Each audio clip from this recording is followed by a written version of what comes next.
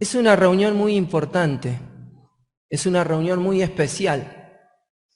Es especial para las personas que van a dar, como decía Henry, creo que oró recién, un paso de obediencia a aquellas personas que han recibido a Cristo como su único y suficiente Salvador. Y les van a contar a ustedes y a nosotros públicamente la decisión más importante que tomaron en su vida. 13 bautismos, es un montón. Pero además de contar públicamente lo que Cristo hizo en cada una de sus vidas, les van a contar a la iglesia, porque con la iglesia se sienten identificados y representados, y pondrán a disposición, a partir de este momento, ya públicamente, y tomarán la responsabilidad de llevar adelante algún ministerio público, utilizando algo tan hermoso que Dios nos ha dado cuando le entregamos nuestra vida a Cristo, dones espirituales, para el beneficio y el desarrollo de la iglesia, para que la iglesia siga creciendo. Pero también es especial, ¿saben por qué? Porque van a contar públicamente a sus familiares, a sus amigos, inconversos, en un acto público, simbólico, no mucho más que esto. Es agua, verán, es una pelopincho, hacemos promo también cuando bautizamos. No es nada raro, no es agua especial, es agua de la canilla. Y les van a contar públicamente, decía yo recién, a aquellos que no tienen a Cristo en el corazón, públicamente lo que el Señor Jesús hizo en sus vidas en el momento que tuvieron ese encuentro personal con Él.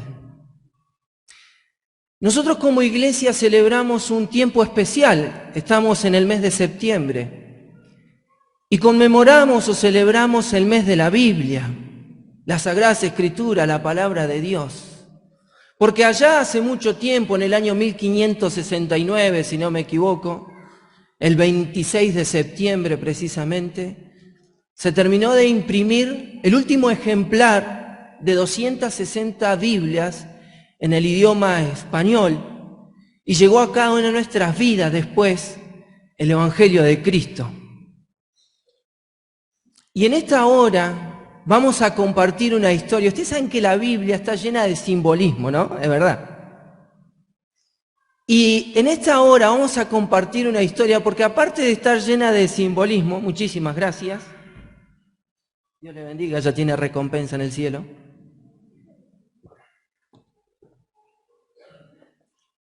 Porque aparte de tener mucho simbolismo, está llena de curiosidades. Mi nena Alfonsina, cuando era chiquita, miraba un dibujito animado, ahora lo mira Sabino, que se llama Jorge el Curioso. Todo el tiempo le intriga saber las cosas a Jorge el Curioso, es un monito. Y la Biblia está llena de curiosidades.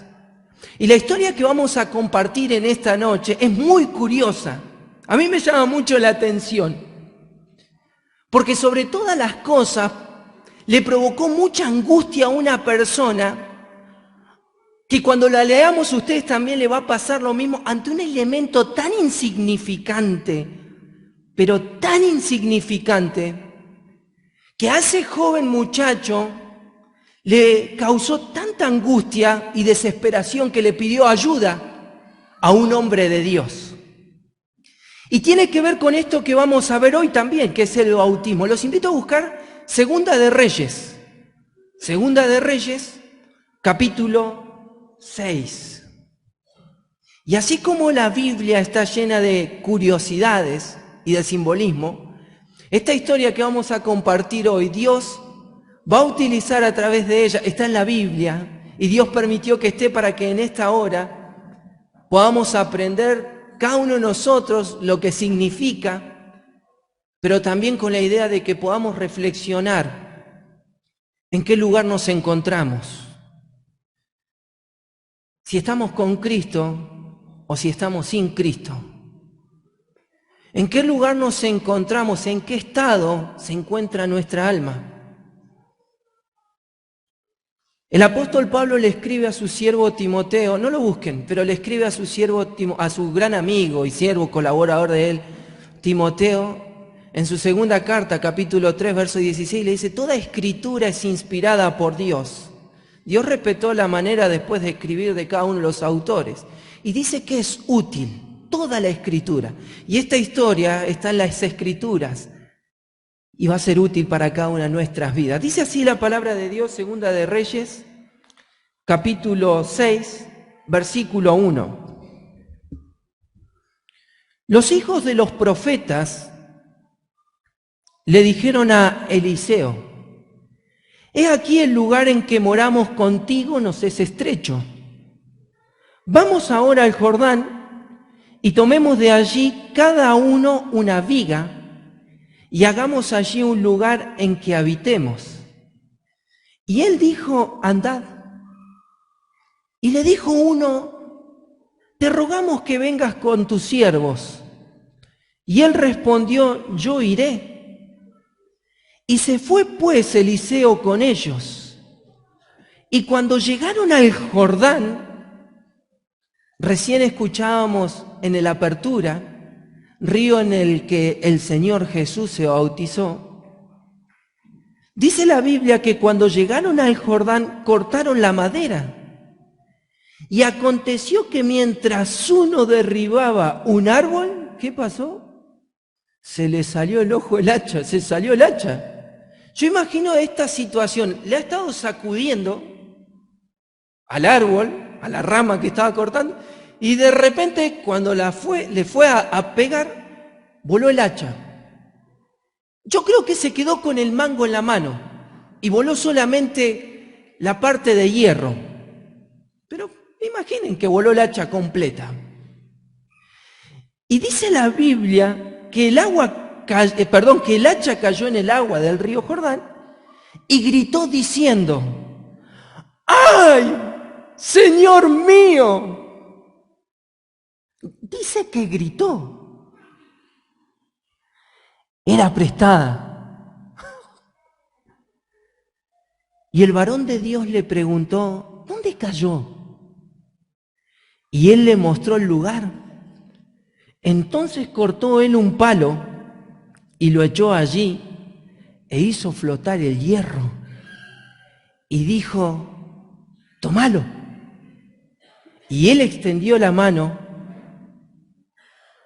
y lo tomó. Qué alivio, ¿no? Ahora, yo recién decía que era una historia curiosa. Cada uno de nosotros va a hacer una observación en relación a nuestra percepción y en el estado en el que nos encontremos según lo que estemos atravesando. Y uno podrá decir: ¿cómo puede haberle causado tanta desesperación la pérdida de un hacha? Si es un material, si es un elemento tan insignificante. A veces venimos nosotros cargados de situaciones tan complejas en nuestra vida y de repente vienen nuestros hijos y nos plantean su problema, su situación, lo que los angustia. Y uno lo mira como diciendo: problema tengo yo. Pero la situación le había causado, dicen dos comentaristas, y a mí me gusta mucho, uno es William MacDonald, el otro es Matthew Henry, dicen lo mismo. Dicen que el muchacho se angustió. La situación era la siguiente: Eliseo era el profeta que era sucesor de Elías. Elías fue aquel que no vio muerte junto con Enoc, dice la Biblia, ¿se acuerdan? Y fue llevado por un carro de fuego, por caballos de fuego, y cuando se iba, tuvo un atrevimiento Eliseo. ¿Qué le pidió? ¿Se acuerdan a Elías? Una doble porción de su espíritu. Y dice la Biblia que este muchacho tenía como una especie de facultad, una escuela de profetas. Se había empezado a llenar la escuela, ya no había lugar. Entonces vienen los muchachos, los jóvenes, y le dicen a Eliseo: estamos todos amontonados, vamos a un lugar más espacioso. Primera cosa que yo encuentro acá, Eliseo responde a la necesidad de los jóvenes. Miren, yo siempre le digo a los hermanos allá en Cutralcó, siempre estemos atentos a la necesidad de los jóvenes y adolescentes. Porque un grano en la frente ya es un problema. Y es una situación difícil para su imagen. Y uno va a decir, ¿qué? Eliseo responde a la necesidad de ellos, pero no solo que le dice, bueno, vayan, busquen un lugar espacioso, sino que también dice la Biblia que Eliseo acompañó a los jóvenes. Dedicó de su tiempo y dedicó de su vida. Y en esa situación pasa lo que leímos. ¿Saben lo que me llama la atención? Cuando leí esta historia, ¿por qué se angustió tanto aquel muchacho?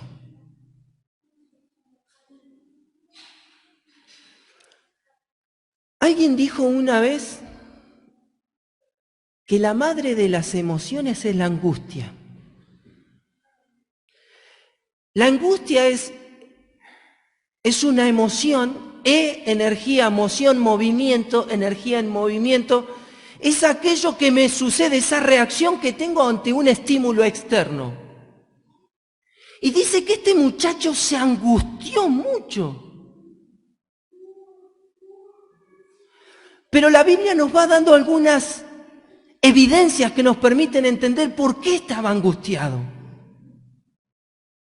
Pero esa situación, esa angustia significa pasaje angosto, es cuando el pecho se empieza a cerrar, es que parece, me tengo que quedar quieto, se empieza a comprimir acá, se empieza a cerrar así el pecho acá, entonces vieron todas las emociones juntas, se acumulan acá, y la persona que atraviesa la angustia de repente lo puede expresar de dos maneras, o con la mano abierta o la mano cerrada, y dice en ese lenguaje corporal, tengo mucha angustia, mano cerrada, está bastante compleja la situación. O lo dice con las manos abiertas, tengo angustia. ¿Qué nos angustia en esta hora? No importa la magnitud que nosotros podamos considerar que tenga esa angustia, Dios la atiende. Job capítulo 21, versículo 4, le dice a sus amigos, muchachos, aunque sea el consuelo que sea, escúchenme. Y en el verso 4 le dice, ¿acaso mi espíritu no puede angustiarse? Cuando llegamos a las horas más difíciles de la vida del Señor Jesús en Getsemaní, dice Lucas en una observación perfecta en su evangelio de lo que el Señor Jesús experimentó y vivió, dice, mi alma está muy triste hasta la muerte, quedaos aquí, oren conmigo, dice que se fue como a la distancia de un tiro de piedra y cuando volvió decía que estaba muy angustiado.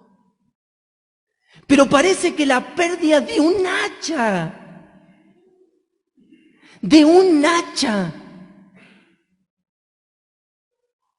lo angustió.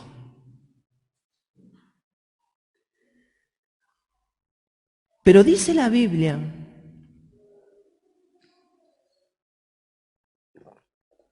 que Eliseo se acercó y se interesó por la necesidad de este joven.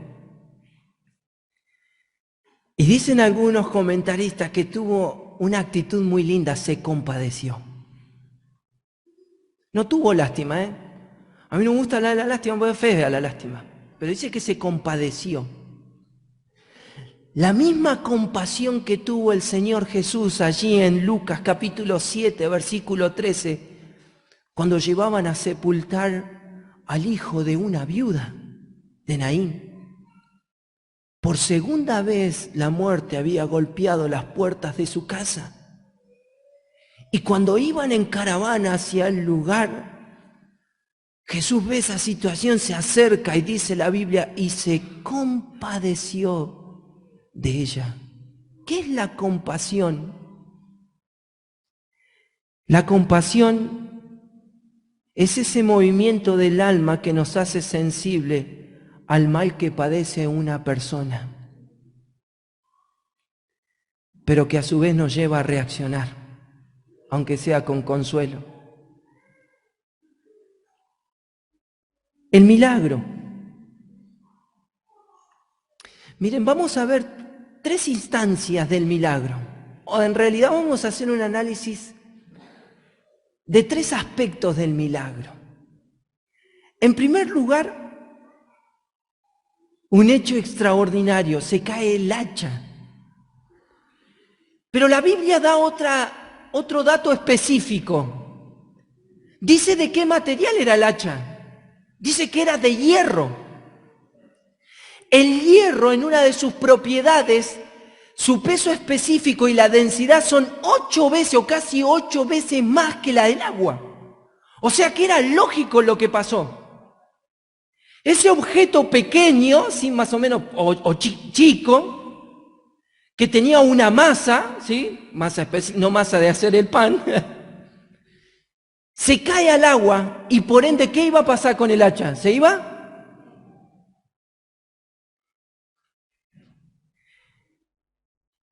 A menudo la Biblia tipifica, en primer lugar, que el corazón, los pensamientos y la cabeza del ser humano es dura como el hierro. Dice el profeta Isaías capítulo 48, versículo 4, por cuanto conozco que eres duro, necio, dice, y barra de hierro tu cerviz, duro de cabeza, porfiado, terco. Una persona necia es una persona que teniendo las evidencias delante de sus ojos niega la realidad. Pero vos sos tonto o te haces. ¿No ves lo que te estoy diciendo? ¿No ves lo que te está pasando? Y dice el profeta Isaías que el pueblo era porfiado, era duro de servir, cabeza dura.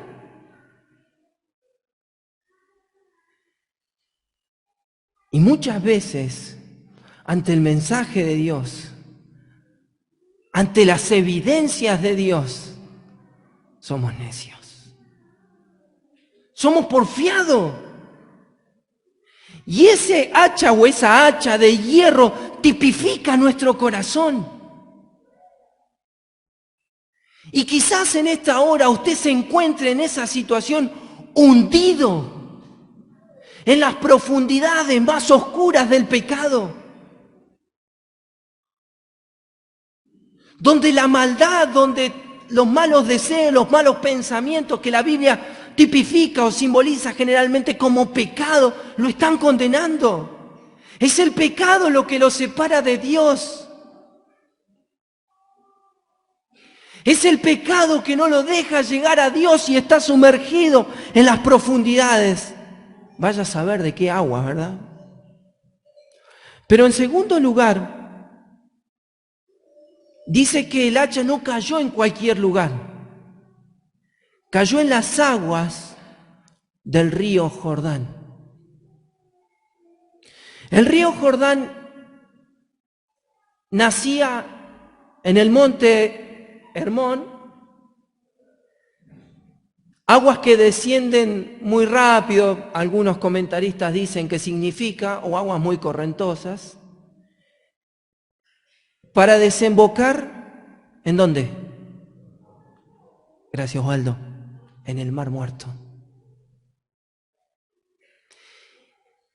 Y en el lugar en el que estaba, donde estaban construyendo la escuela, el edificio para esa universidad de profetas, había muchas plantaciones, muchos vegetales y mucho barro, mucho lodo.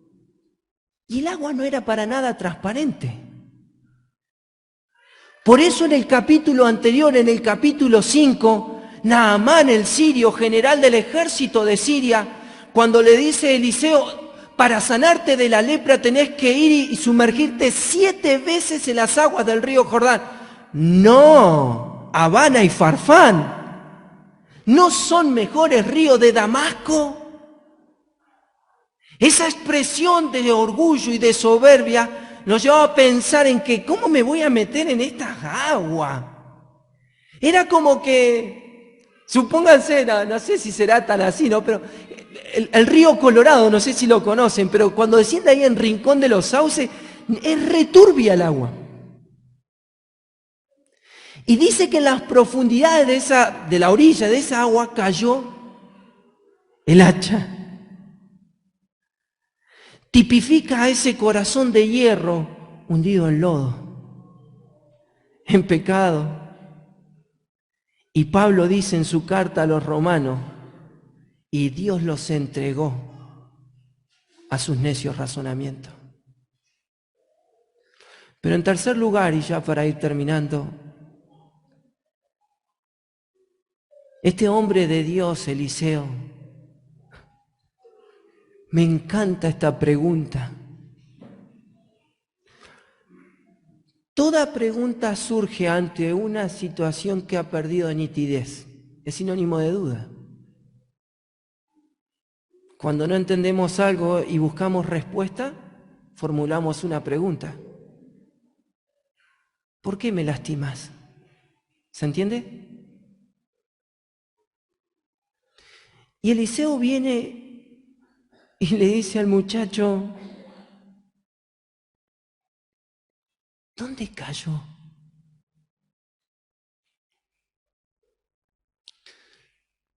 Me lleva a pensar en esa pregunta en la que Dios está hablando en esta noche.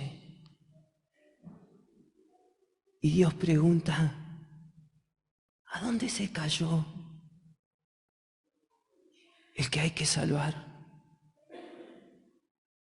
¿A dónde está?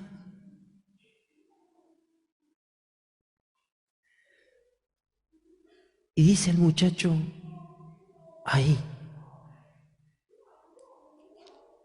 Y se produce el milagro extraordinario, el tercer elemento. Eliseo fue y cortó un palo. Y dice que hizo flotar el hacha. Algunos creen, esta es la menos probabilidad, yo no la creo, pero algunos comentaristas creen que metió el palo y lo metió justo en el ojal del hacha y la sacó. Pero otros creen que fue literal. Tocó sobre el agua y el hacha flotó. Y la angustia de aquel joven se terminó. ¿Saben por qué? ¿Vieron que dijimos que era prestada? ¿Por qué era prestada? ¿Qué creen ustedes? Ustedes me van a decir, porque no tenía. Pero se cree que no tenía porque era pobre. No lo sé.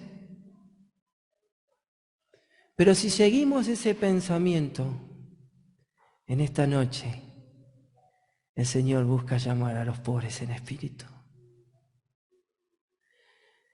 Dice la Biblia que el simbolismo de este palo nos tipifica el madero, la cruz de Cristo, su humanidad, su humillación, que se sumergió en las profundidades más oscuras, la muerte, para salvar y rescatar lo que se había perdido. Dice el apóstol Pablo en su carta a la iglesia en Gálatas capítulo 3, versículo 13, Cristo nos redimió de la maldición de la ley, hecho por nosotros maldición, porque escrito está, maldito todo aquel que es colgado en un madero. En esta hora, Dios lo quiere salvar a través de su Hijo Jesucristo y quiere sacarlo de las profundidades más difíciles que esté viviendo. Miren, estamos viviendo tiempos difíciles, ya lo sabemos. Cada vez la maldad se levanta de una manera tan inmoral, pero como nunca antes el Evangelio se está manifestando con poder. Antes de terminar, quiero hacer una referencia. Ahora vamos a ver un acto simbólico, el bautismo. Ustedes saben que la palabra bautismo viene de una palabra en griego, baptizo, que significa sumergir. Y hace referencia a un cuerpo que se sumerge en su totalidad en el agua. Entendemos que el bautismo es por inmersión y no por aspersión. Por eso como iglesia no bautizamos niños. Henry decía en su oración, van a dar un paso de obediencia, nadie los obligó. Voluntariamente entendieron que querían seguir y quieren seguir caminando con Cristo. Y cuando veamos ahora este acto simbólico tan sencillo, pero tan significativo para nosotros como iglesia, van a ver que se divide en 3 instancias. La primera instancia, el hermano que va a estar bautizando, que va a ayudar a la persona que se va a bautizar, se va a parar aquí esa persona. Esa es la primera instancia del bautismo. Antes que el hacha caiga al agua, y esa persona ahí está tipificando su vieja vida en Cristo, antes de entregarle su vida a Cristo. Y en ese momento en el que recibió el mensaje de salvación y aceptó a Cristo como su único y suficiente Salvador, entonces la persona que bautiza le va a hacer una pregunta. Y esa pregunta es netamente personal, nadie puede responderla, solamente esa persona. Y el hermano que bautiza le va a decir, ¿has creído en el Señor Jesucristo como tu único y suficiente Salvador? Y esa persona va a responder, seguro que va a responder que sí. Sí, he creído. Con convicción, señor Laruso, decía Karate Kid. Va a decir, sí, he creído. Segunda instancia del bautismo, y va a ser sumergido, como escuchábamos en la apertura, como el Señor Jesús, en actitud de obediencia para con el Padre sobre las aguas del río Jordán, donde va a simbolizar que esa vieja naturaleza va a quedar enterrada y sepultada. Y cuando salga de vuelta, tercera instancia, arriba del agua, les va a contar a todos ustedes, a mí, a todos nosotros, y en su corazón va a recitar Gálatas capítulo 2, versículo 20. Con Cristo estoy juntamente crucificado, y ya no vivo yo, mas vive Cristo en mí. Y lo que ahora vivo en novedad de vida, lo que ahora vivo en la carne, lo vivo en la fe del Hijo de Dios. Y dice, el cual me amó y se entregó a sí mismo por mí. ¿Se lo va a contar a usted que todavía no tiene a Cristo en el corazón? Y le va a contar públicamente que entendió que Cristo le amaba. Que el Señor bendiga su palabra. Vamos a orar. Señor que estás en el cielo, te damos muchas gracias, Señor, en esta hora, porque la máxima expresión de amor manifestada por Dios fue haber entregado a su Hijo Jesucristo, para que todo aquel que quiera creer fe no se pierda, mas tenga vida eterna. Señor, queremos encomendar los frutos de esta reunión en tus manos. Y como dicen tus promesas, y nos aferramos a ella, tu palabra no vuelve a ti vacía. Señor, que en esta hora, si hay alguien que todavía no tiene a Cristo en el corazón, no pierda más tiempo. Que venga, que acepte ese llamado, venga a los pies de Cristo y deje que lo saque de las profundidades del agua para una vida nueva. Señor, te alabamos, glorificamos tu nombre y te damos las gracias en el nombre del Señor Jesús. Amén.